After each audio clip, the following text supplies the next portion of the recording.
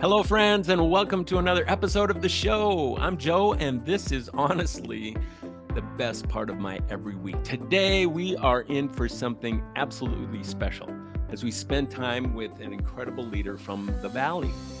Joining us from sunny Phoenix, Arizona is Dr. Amy Diaz, president of Gateway Community College. Welcome to the show, Amy.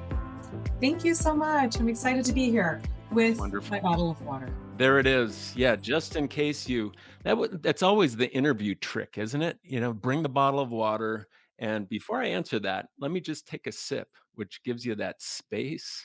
Uh-huh. Yeah. Absolutely. And I hope people are creating a little bit of space right now, because there's so many important things I think we can discuss, some highlights to model as well. But before we get into that, I got to call out something right out of the gates. Right out of the gates. Your heart bleeds navy and orange, doesn't it? It really does. It really does. A diehard Bears fan. Let me ask you, no, really, how are you doing? Well, football is almost over, and the Bears season was over after maybe the second or third week in my mind. So I'm looking forward to August and, camp and bring on the new schedule All and that, the new all air. that. Yeah. What How about many you? times do you actually have to remind people of the '85 team? Like, "Hey, wait a second."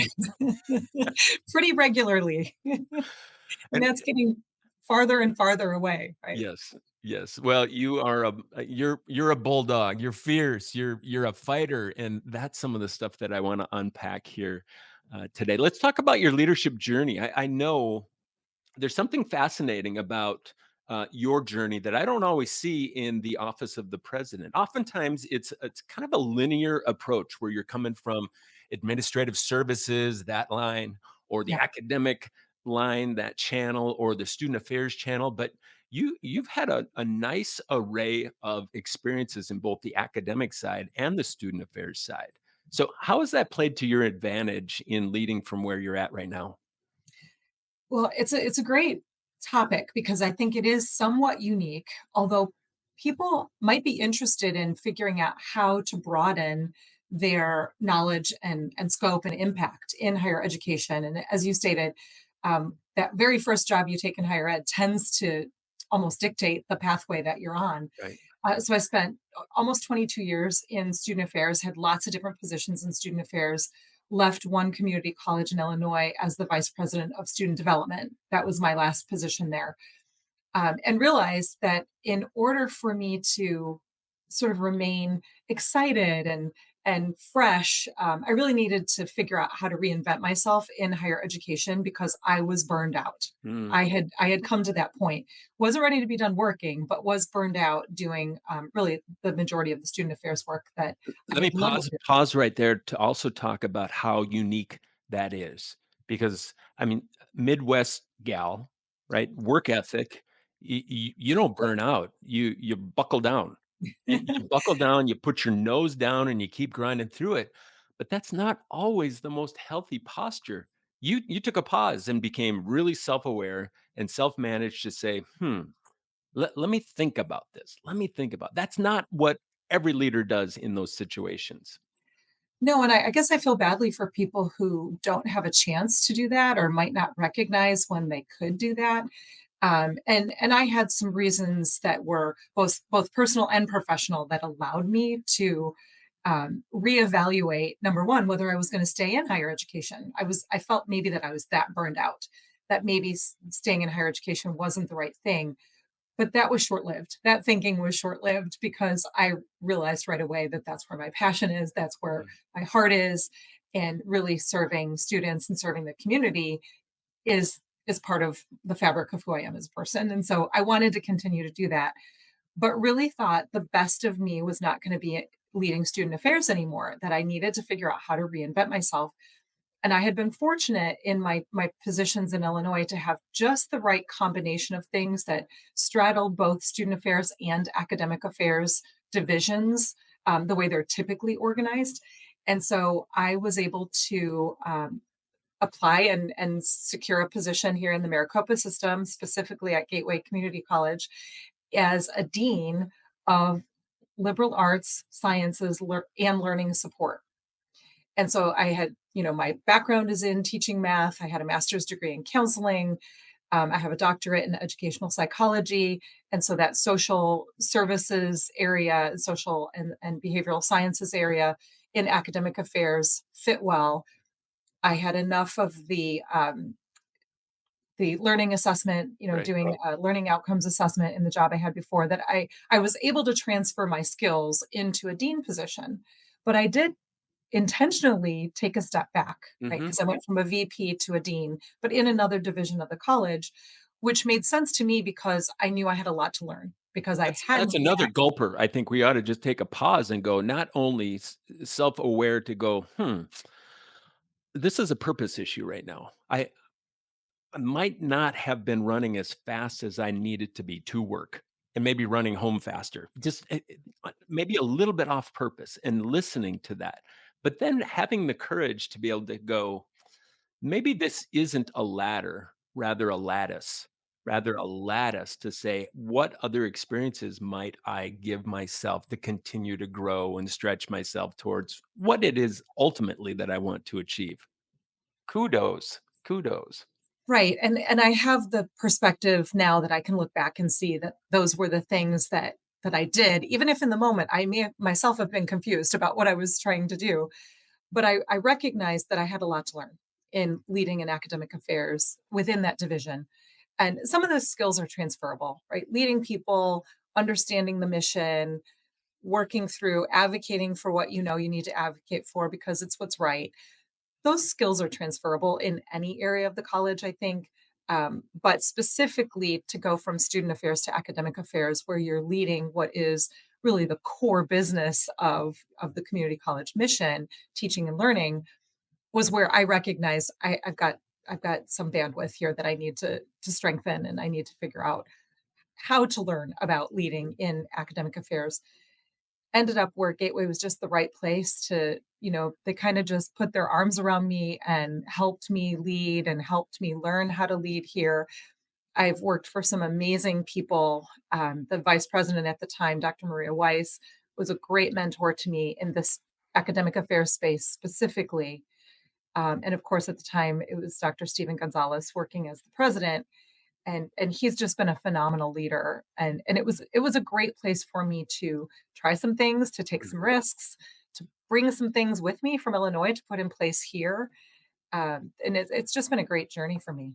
Well, I want to back up to just the fact that in the book of transitioning into an organization like a superstar, you always want to follow kind of a lousy leader.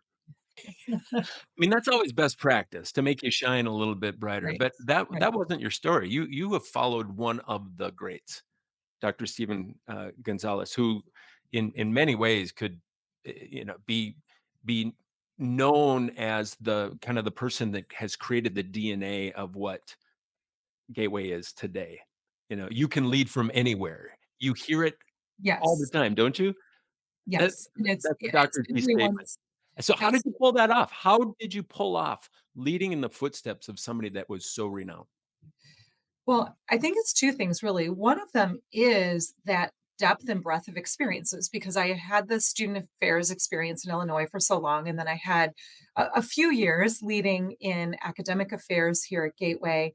Um, and so I think being able to see the whole college, even though I'd only led in 2 areas of the college, but I could see the whole college and recognized, I think, by watching what Stephen did and listening to him and, just being able to have really interesting in-depth conversations with him about how he sees the mission of the community college.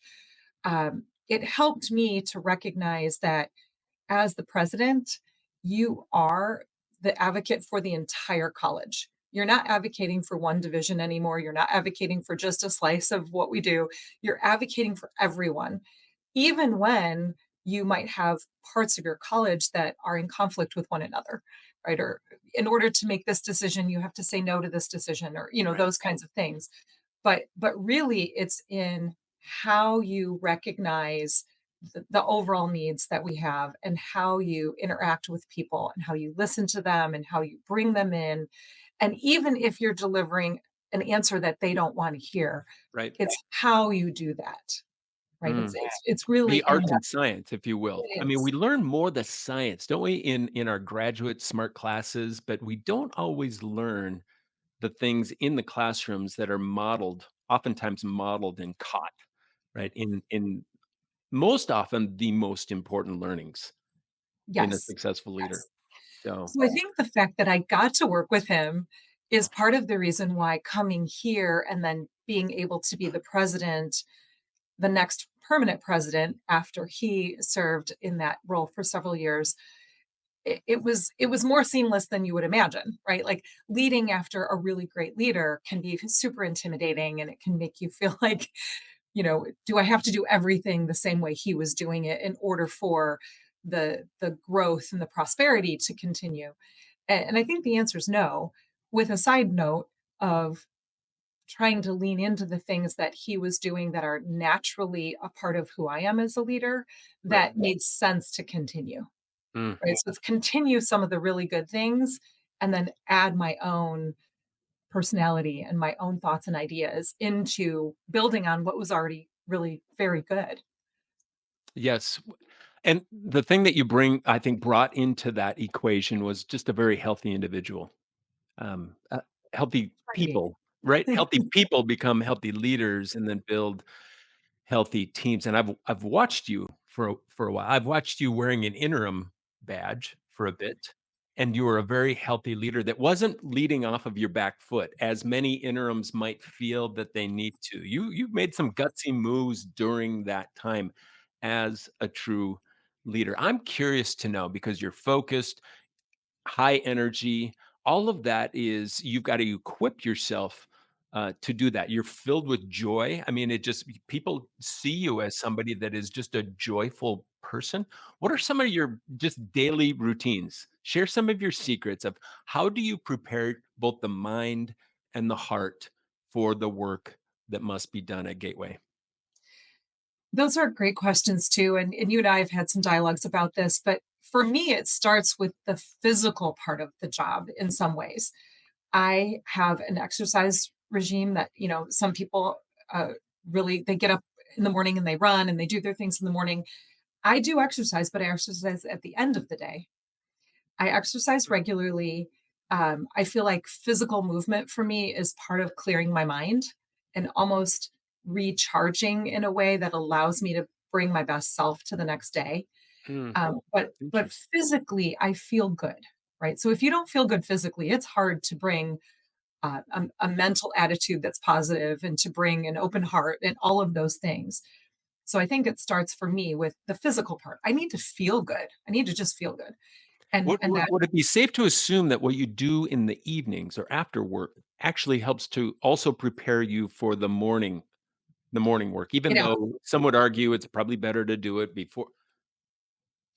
It absolutely does, and it's only because I am re-energized in the evening. Yeah. And so I'm a night person, right? And I get up in the morning and I get going right away in the morning, but it's because I've slept longer than some people have later in the morning because I tend to stay up later than people normally do. Right. So I get re-energized between 9 and 11 at night. And I'm preparing for my next day at that time too. I'm thinking through maybe even the whole next week. What do I have going on? Where have I maybe not spent enough time thinking about my approach to something? And so I try to carve that out either, in the evening, but I try to carve it out for the next day. So I think recognizing if I've eaten or not, making sure I have some nutritious food to eat, um, the physicality of the job, Mhm. but making sure my calendar allows for some time to prepare for something that might be a really important or a really difficult or challenging conversation or meeting, that I'm not just running from one thing to the next thing with no time to get a little bit of a mental reset because the numbers of things that we might do, that anyone might do Right. in the course of a day, seems to only be growing in some ways, but it's that transition time. And the fact that we're just clicking a button, we're clicking from one meeting to the next sometimes. We're not even physically getting up and walking to the next meeting all of the time, where I might have used that time for my my mental reset too, along with my physical walk from one place to the next. If it's back to back to back remote Mm, meetings, I do have to create that little bit of time and space to almost reset my mind and think, okay, who's the next group I'm working with? What are some of the challenges?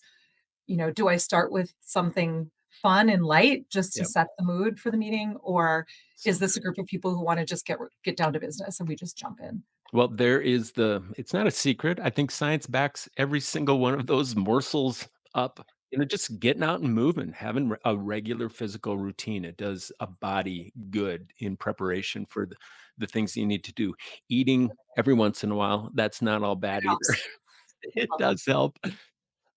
But also, I think that last piece is telling your calendar what it must do for yourself to have the capacity to do what you have to do. There are a lot of maybe even smarter than the two of us put together leaders out there that don't have the capacity anymore, and therefore, the calendar always wins. The back to back to back to back to back doesn't allow you to be as brilliant as you should show up to be. So, Well, and what do you got there? I What do you also got? do some writing, right? So some people journal. Oh, I don't journal as much as I do write down some thoughts that I don't have time to think about in depth at the moment. And maybe that's technically journaling, but I don't do it regularly enough to probably technically be called someone who journals. But I do always have something with me that I write in. And because sometimes it's even what someone else says, right? Someone else in a meeting might say something really profound. And I think, I've got to take some time to think through that and look into that. And or people sometimes share what books they're reading and those kinds of things. And I always want to write those down and go back and figure out if I'm gonna buy it or get it on audio or what I'm going to do to learn about the book that someone might mention. So I think those are love those those are things that just help you to love those stay disciplines. If focused. you want to be noteworthy, and you are, take a lot of notes. It's that simple. Right? It's that Right. simple. Okay, let's talk about Gateway briefly. I wish we had a ton more time, but when you walk around campus, like you've already done today, I'm sure what makes you most proud? That smile, the beautiful smile that you have, what is making that happen at Gateway? That under your leadership, you are just seeing things like before and after, like, and maybe even during. What's going on at Gateway Yeah. that is just making you smile, boss? Well, lots of good stuff always, but I think it's seeing as many students as we have back on campus. Even since the pandemic, I know colleges and universities are still kind of struggling with what kinds of services to provide to students. Um, are they in person? Are they remote? How do we keep people engaged with each other? But when I walk around Gateway's campus, I see people. I see people doing things. I see them engaging in teaching and learning. We have thriving programs in nursing and healthcare, all varieties of healthcare, where we are literally bringing students on campus to learn what they need to learn to be able to go out and change their own lives, the trajectory of their own lives through these really awesome careers that they've selected. But we also have students who are coming here to find, I think, a little bit of a reprieve. They're Mm, they're studying in the library, they're going to the learning center, they're going to the counseling center. Just yesterday, we had an unveiling of the brand new 5 C's. So we use positive psychology, and the 5 C's of positive psychology is our values here at Gateway. And we have the 5 C's Success Center, that the counseling center is really the backbone of that particular group. The counseling faculty and the team there are the backbone of that group. Students are coming in on their lunch hour to use that as a place to just reset and focus and have a little bit of fun, maybe do a little bit of stress relief, and then go back over to their studies. And as you know, we have an early college high school on right. this campus, and they've been back since they were allowed to be back with the edict of being back in person several years ago now. But those students are amazing. They're engaged in anything we offer them to do. They're doing excellent work. We've got, again, we're back to having them be dually enrolled, and they're taking their college courses while they're in high school. So that it's just more of the same. It's more of the goodness of what I think a college like Gateway Community College brings to the community in terms of both online learning and in-person learning, meeting students where they are, offering in-person engagement opportunities, but also online engagement opportunities. So we want to make sure There's that something all for of our everyone. students, yep, all There's of our students something find for what they everyone. need to find here. And student life is at the very center, the core. I've seen your mission statement. I've looked at the most important words on your walls and everything. Ev it's adjacent, and not adjacent, it's actually centered on the student experience. We've got a lot of leaders tuning in from across the country, and they're all working to close gaps and lift heavy things in a really, another very hard season. What piece of advice, what wisdom, what encouragement would you give our friends in the business of transformation today, Dr. Amy? Yeah, I think it's just to keep doing the good work and recognize that, you know, throughout throughout the history of community colleges, there have always been challenges. There are always barriers, but I think we, as a system of leaders, we know who our people are, and we can lean on each other to be frustrated in the moments we need to be frustrated, maybe in private, so that we can present the best versions of ourselves to our colleges, and really just listen to people. That's what I find to be Mm. the best thing we can do right now is to take time to just listen to the people who might be struggling the most and have that empathetic ear. And sometimes they have ideas that are really, really good ideas to help lessen the burden on someone else. And so where we can make those changes and lean into that work, we should do it. So good. I was on a campus yesterday, out east, and the president's office had another office connected to it. And I said, "What is that for?" And the president of that institution said, "That's my listening room." To your Mm, point. love it. I might But need to that's so create one. powerful. So powerful, and it was the best part of the office too, so it was very inviting, very welcoming. Wow. Amy, thank you. You've shown us just a little bit of the tip of all things that are good and productive happening at Gateway.